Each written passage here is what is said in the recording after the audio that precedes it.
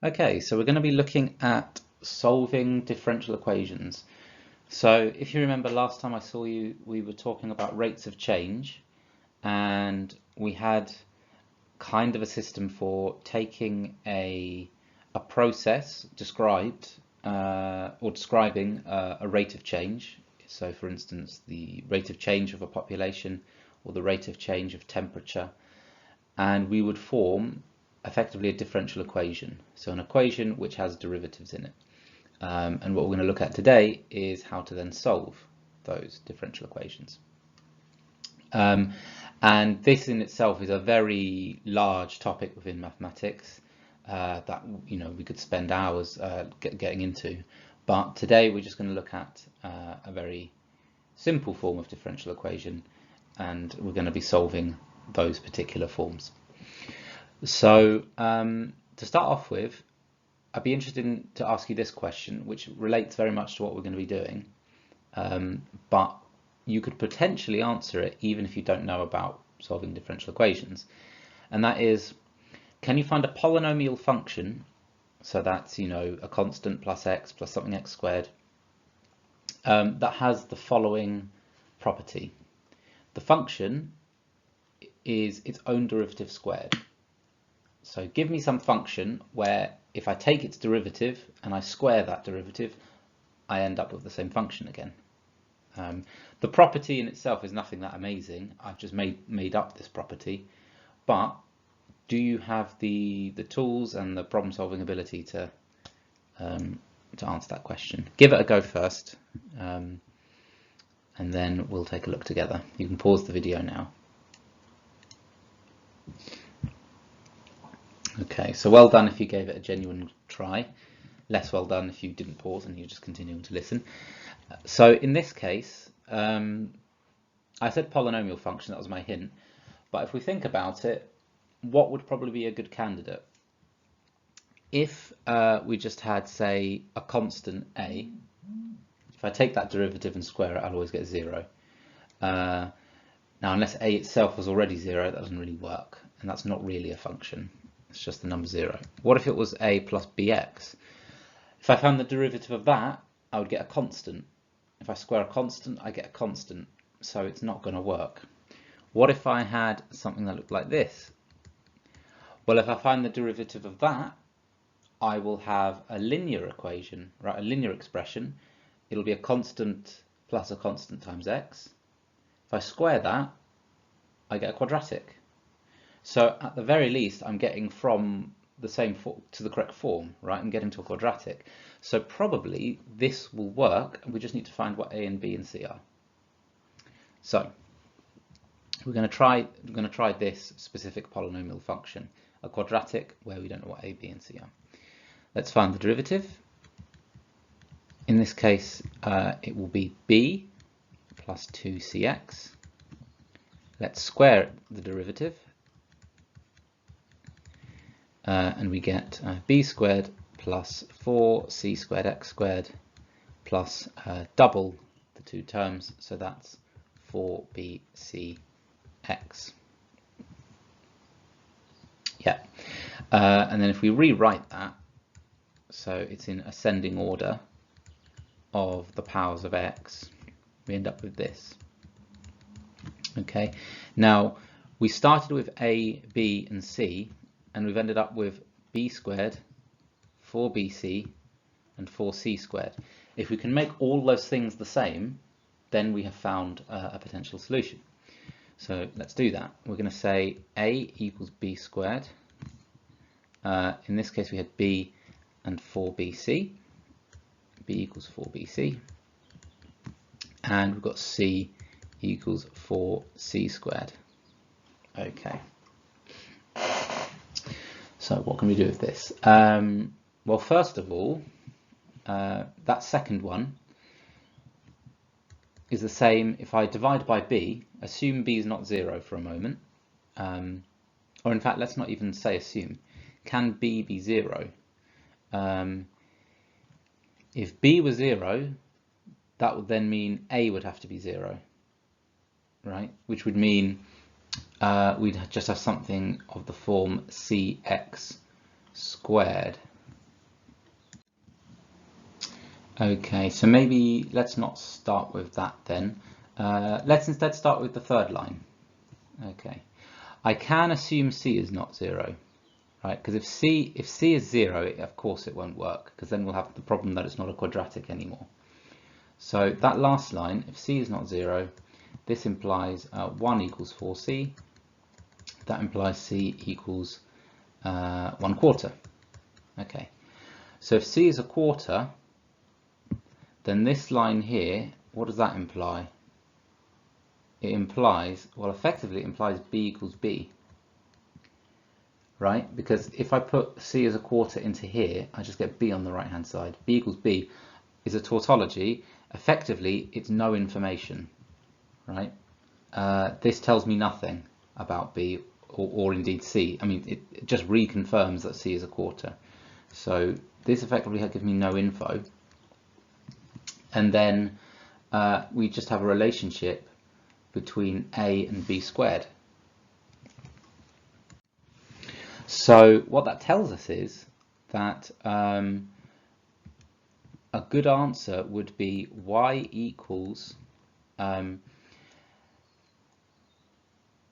this case, b squared. Let's just use the letter b. B squared plus bx plus 1/4 c, where b can be anything, right? And if you do that, then it follows all the rules that we had.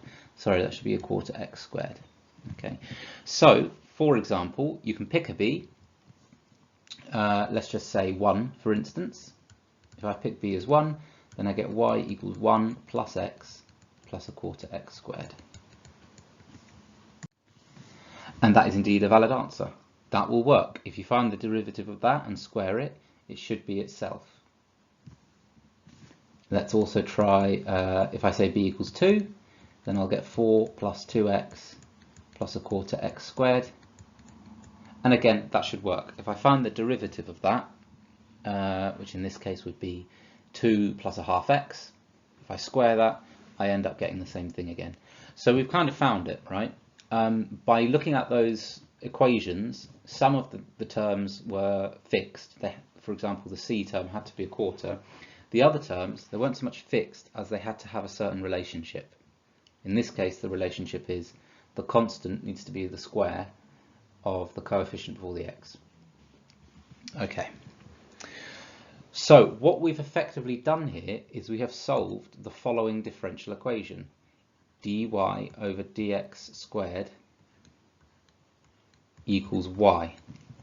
Okay, this is what we've been doing the whole time. I wrote it in words. This was the differential equation, and the solution to the differential equation is this. Okay, more specifically the general solution, because notice, of course, there's constants there which can be whatever we like them to be, and it'll still work.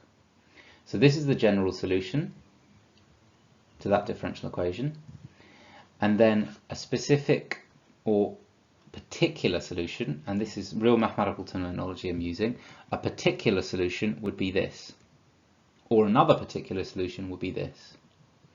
So the general solution is the solution which describes all possibilities using constants as stand-ins for a number that you can freely choose.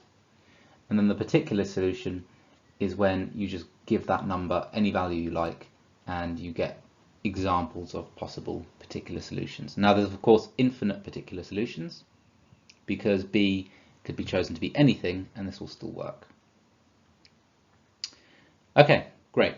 And incidentally, what's the simplest answer to this? It's when b equals 0. Let's actually note that one down. The simplest answer is 1/4 x squared. Differentiate it, you get 1/2 x. Square it, you get 1/4 x squared. So well done if you managed to even think of that one, actually. Cool. All right, so let's get into a bit more explanation, then we'll do a few examples. Okay, so the definition of a first-order differential equation. To just remind you about the order of differentials, we're saying this expression is second order, this expression is first order, and technically this you might sometimes call, you know, order 0. Okay, because you haven't done any differentiation, or 0th order. A first order differential equation then, quite simply put, is an equation, so something equals something, which only includes these two terms. Okay, so it's any equation you can make up which includes those two in some way or another. E.g., and then we can just start making stuff up. We could say, I want a function where when I add it to its derivative, I get, I don't know, I get the function squared. Okay, it could be something like this.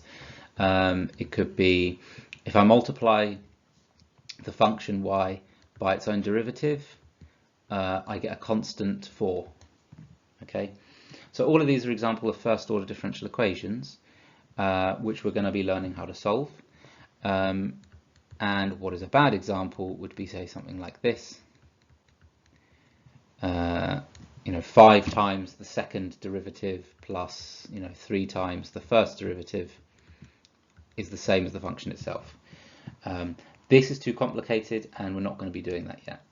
So we're only looking at first order, so stuff like this.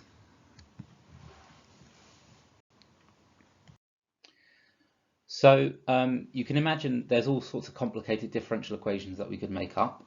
And the more complicated, the harder they are to solve. To start with, let me show you the specific form of differential equation that we're going to learn how to solve. It's a differential equation of this form. It's simply the derivative of the function is equal to, and then it's going to have some expression in terms of y and an expression in terms of x. So that is to say a function. So I'm going to write that more generally as this. Okay, this is the type we're going to be solving. Okay, and I'm just going to call it a simple type of differential equation. That's not a mathematical term. It's just what I'm going to call what we're doing today. Okay, this is a simple type of differential equation. So what does the f of x, g of y mean? It just means any expression involving x, any expression involving y. So let's give an example.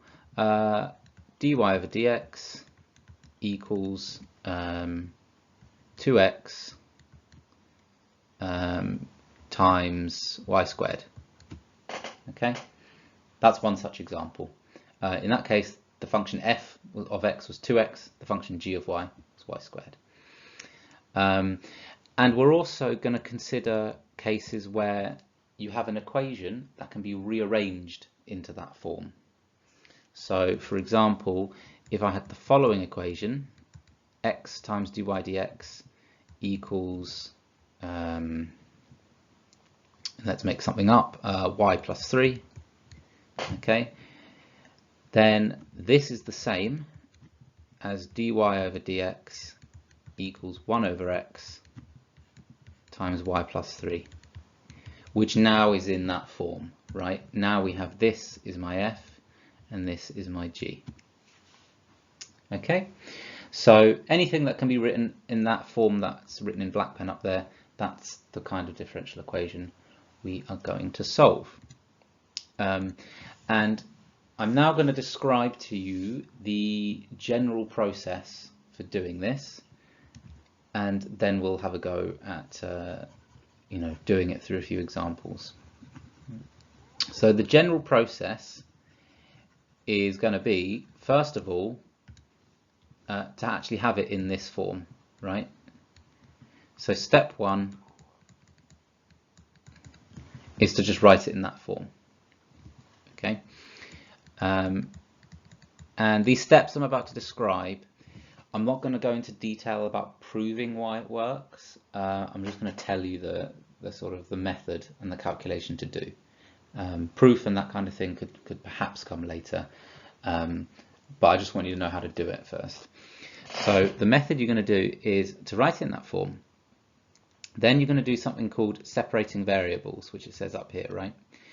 By separating variables, we mean the x and the y. X is one variable, y is another variable. We want to separate them. So at the moment, you've got a function of x and a function of y on the right. So to separate that, let's put all the x's on the right and all the y's on the left. The first step to doing that is to put the g of y onto the left-hand side by dividing through. Okay, so all I did was divide both sides by g of y. So now I've got x's on the right, some function of x, and y's on the left, but I've still got this irritating dy over dx, which is kind of a mixture of the two. And then this next bit, I'm not going to rigorously say why it works, but it does work. Here's what I want you to visualize it as. I want you to visualize taking that d of x and treating this as like a pretend fraction. Okay, it isn't really a fraction, it's a bit of mathematical notation, but for many purposes we can pretend it's like a fraction, and if we do so, the result we get will actually still work. So that dx, you're going to basically multiply both sides by dx and bring it over to the right here. And at the moment you do this, you then apply an integral sign to both sides.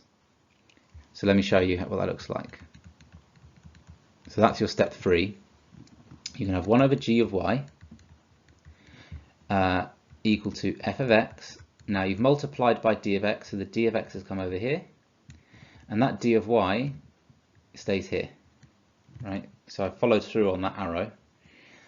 But at the moment, what I've written here makes 0 sense. It doesn't make sense to have a dy and a dx floating by themselves. So to fix it, we add an integral sign. And now what we've written is a valid mathematical statement. The integral of 1 over a function of y with respect to y equals the integral of a function of x with respect to x.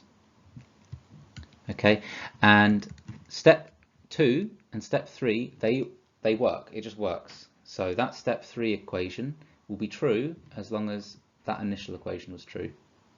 And to derive that one, we just use this separation of variables that we've just done here, with the dx going to the right.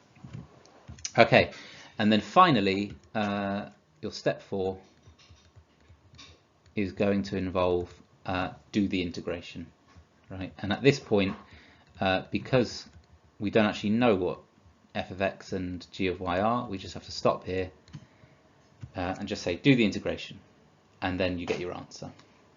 Okay, and we'll see how that looks with some specific examples. Okay, so that's it. That's our general process. This is what we call separating variables, and we'll take a look at how that works in a moment. So what would be actually quite a nice way of demonstrating the separation of variables is, let's start with that question we had at the beginning, and now we're going to do it using our differential equation solving tool that we've just learned. So in that first question, it was technically this was the differential equation, wasn't it? We said the square of the derivative equals the function itself. Okay. Now that is not in the form of what we called the simple case, right? But it can easily be made into that form. And how is that the case? We can square root both sides. So we end up with this.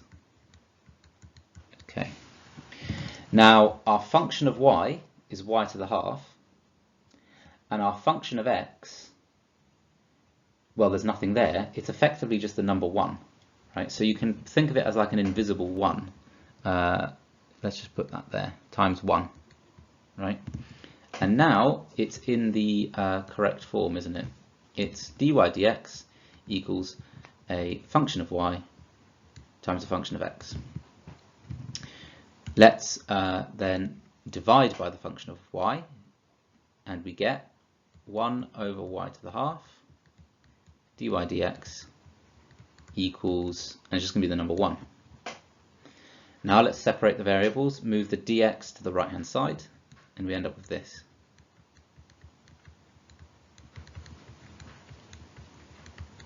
Okay, hopefully so far so good. Then I'm going to come up here. That becomes the integral of y to the minus a half with respect to y equals the integral of 1 with respect to x. And now let's do the integration. It's pretty simple, right? On the right, if I integrate 1 with respect to x, I get x. And on the left, if I integrate y to the minus a half, I get 2y to the half. Right? Yeah. And then I'm going to have to add something though. So when we integrate, remember if there's no limits, there must be a constant. So in this case, both sides are technically going to get a constant. Let's call them C1 and C2. However, we're never going to always just add a constant to both sides. We can simplify this by just adding a constant to one side. And the reason for that should make sense, right? Because if I have a constant on one side, unknown, and a constant on the other side, unknown, I can just take that C1, take it away, and put it on the right-hand side, and I just have a single unknown constant. So generally speaking, when you do this separation of variables, add the constant on one of the sides. Right? It technically doesn't matter which one. We'll just go for the simplest side, we'll add it to the right-hand side. So now this describes our solutions. It's saying the solution is a function where the output square rooted times 2 equals the input plus a number, right, effectively. But what does that really mean? Let's make y the subject, which we should be able to do. This is y to the half equals x plus c over 2. Okay, but at this stage, let's keep making that constant simpler, right? Because this is y equals a half equals x over 2 plus c over 2. Now again, that integration constant c, it's just a number. It can be whatever we want it to be, right? And the solution to the integral is still going to be correct. So let's just replace c over 2 with just another new constant. I won't call it c again. Let's call it d, for instance. Okay, so again, it's just some other arbitrary constant. Now let's square both sides. And if I square both sides, what do I get? Y equals x over 2 squared, which is x squared over 4, plus d squared, plus, and then it's 2 times x over 2 times d. So that's dx. And would you look at that, we've basically ended up with exactly what we had before, right? It was any number squared plus that number times x plus a quarter x squared is the general solution.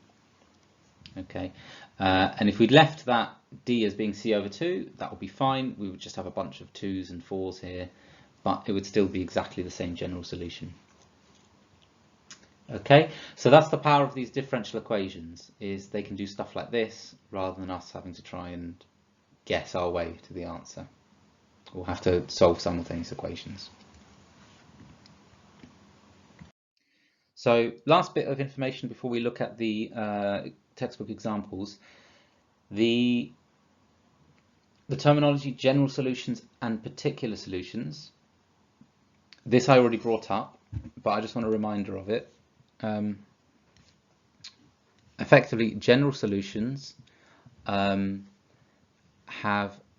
the integration constants or constant in the answer. So in that case, the example we had was e.g. d squared plus d plus a quarter, plus dx plus a quarter x squared. That's an example where you've got constants in there. So it's describing a whole family of possibilities. And the particular solution, or a particular solution, is substituting in any value as the integration constant.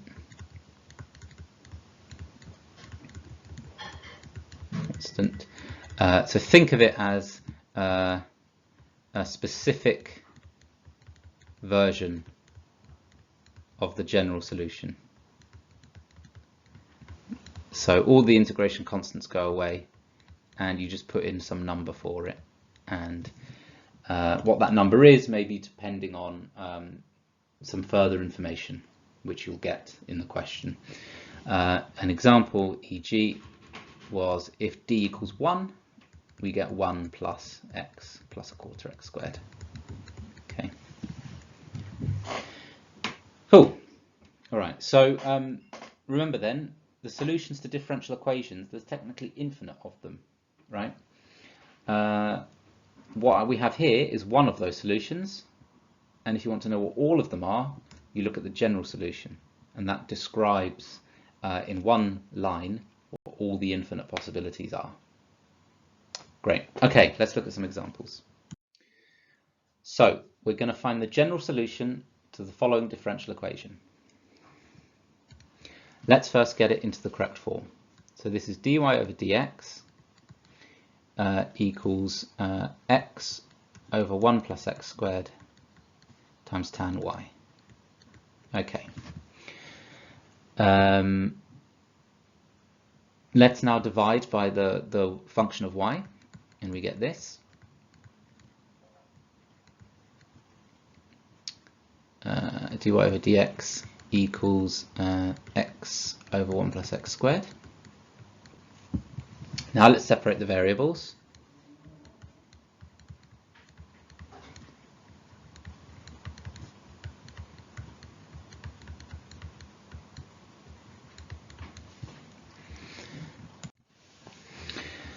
Okay, and the integration sign here, and now we have to think about how to integrate this. On the left hand side, 1 over tan y, that's the same as cot y, right? Now in this case, the right hand side we can integrate using the log rule.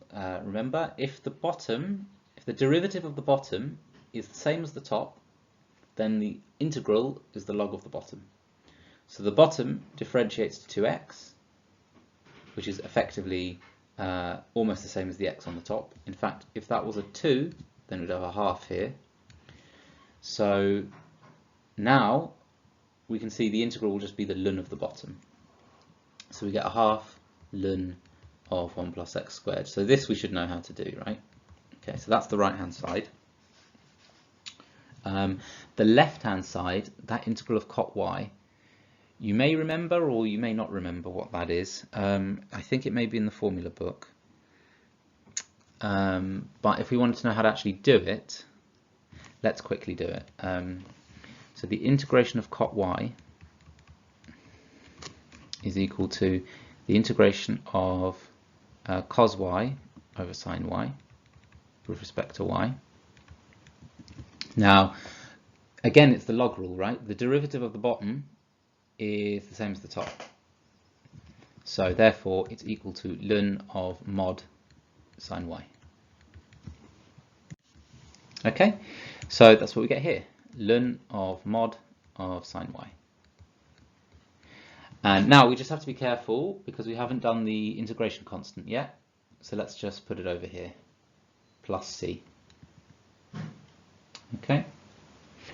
And now we've got an equation between y and x, and now we just need to rearrange, and if we can, we want to kind of make y the subject, at least as best that we can. So let's see if we can simplify this.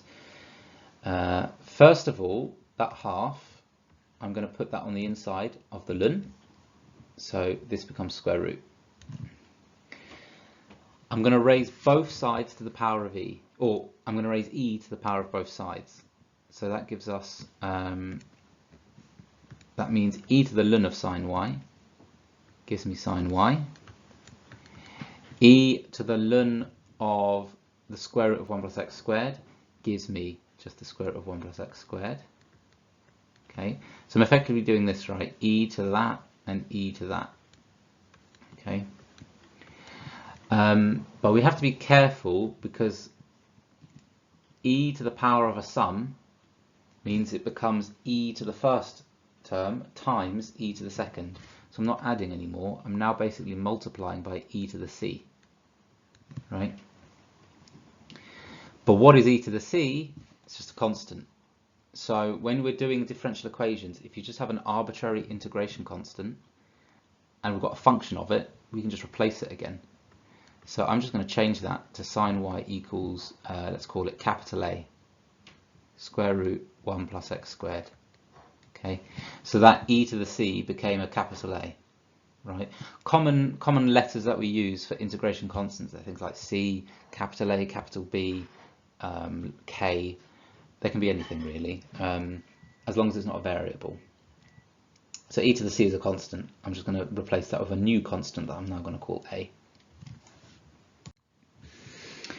Okay, and that's pretty much it. That's about the best we can do, actually. You could, if you wanted to, write it as, y equals arc sine of some constant times square root of 1 plus x squared. But this is probably better to leave it in this form because arc sine only works for certain inputs. It depends, whereas this is very much a general solution. So the solution to that differential equation is effectively this line here. Sine of y equals any number you like times the square root of 1 plus x squared. And that a can be 1 or 2 or 3.5, it can be whatever we like, and it will still work in this differential equation. Okay. What that effectively means is, if you found the derivative dy over dx according to this relationship, multiplied it by 1 plus x squared, it would end up being equal to x tan y.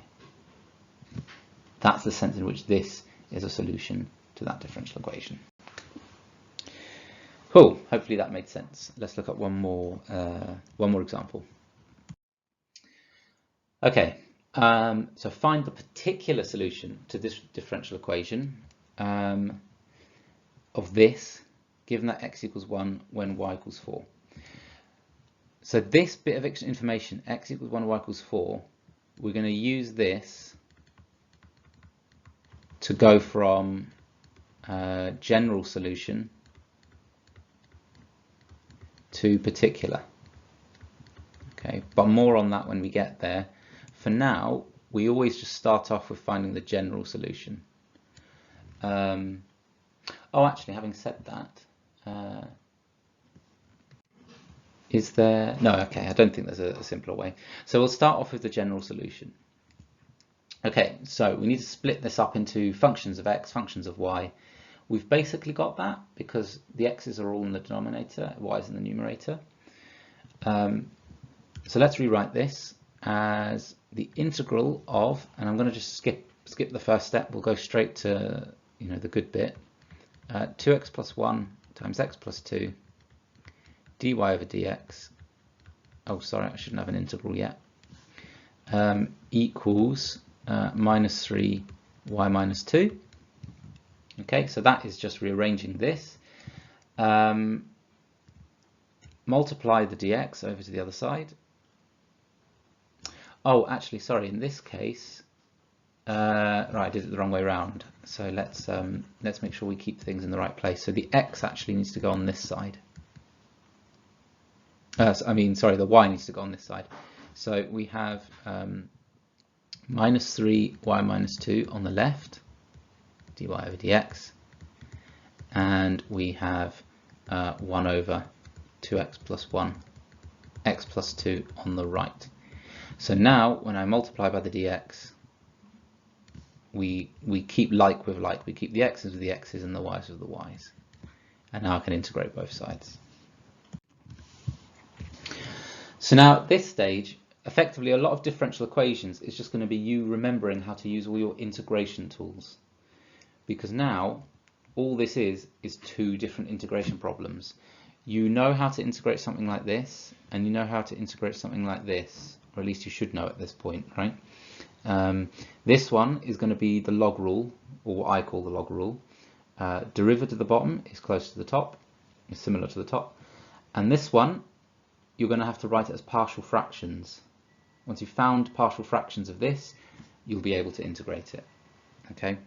I'm just going to perhaps skip some of that working for the sake of time, because I want to get onto the actual differential equations part of it. So let's simplify this. Let's do the integration. Just before we do, actually, I'm going to multiply -3 onto both sides like this. The reason I've done that is just so now I can use the textbook to skip some of the working, because the textbook actually did it in that form. But it makes no difference whether your -3 is up here or down there, it's the same equation. Okay, so then the left hand side, integral of 1 over y minus 2, that is just going to be ln of y minus 2. Okay, because derivative of y minus 2 is 1, so it works out perfectly. On the right hand side, we need to turn it into partial fractions first.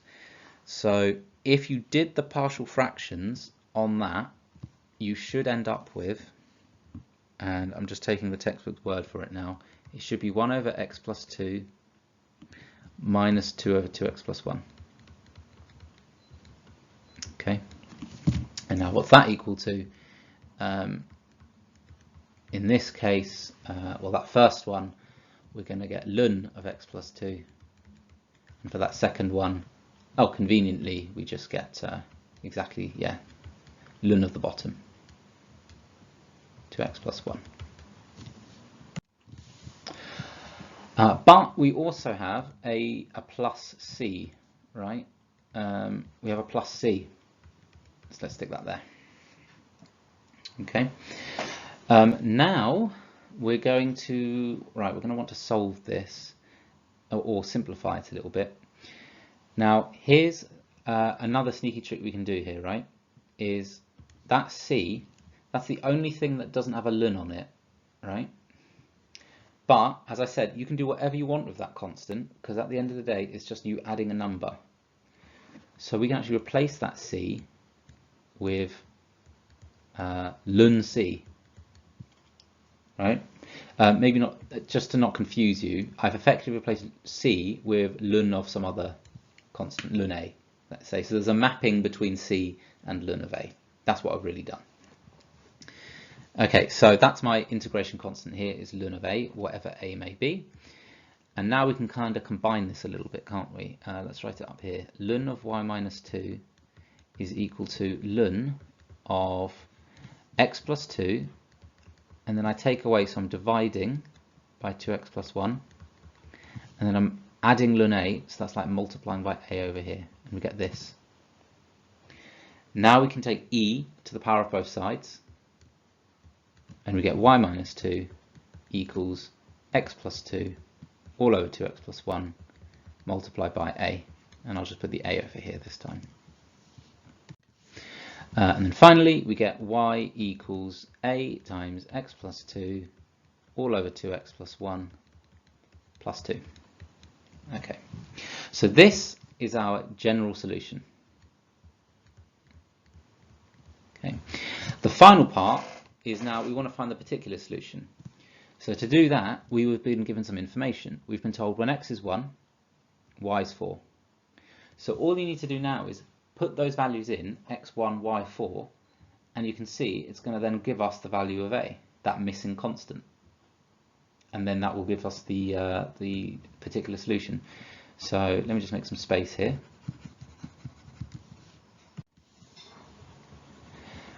And if I plug in x equals 1 and y equals 4 into the general solution, we get 4 equals my constant times 1 plus 2 all over 2 times 1 is 2 plus 1, get this, plus 2. That tells me 4 equals a plus 2. Right, 3 over 3 is 1. So a is equal to 2. A is 2.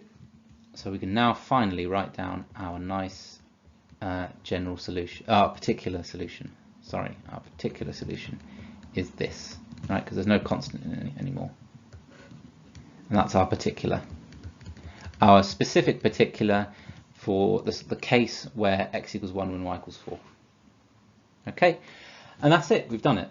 And again, just to remind ourselves, what was the point of all that? What are we saying? What we're saying is, if you take this specific function, it satisfies this condition when x is 1, y is 4, which it does.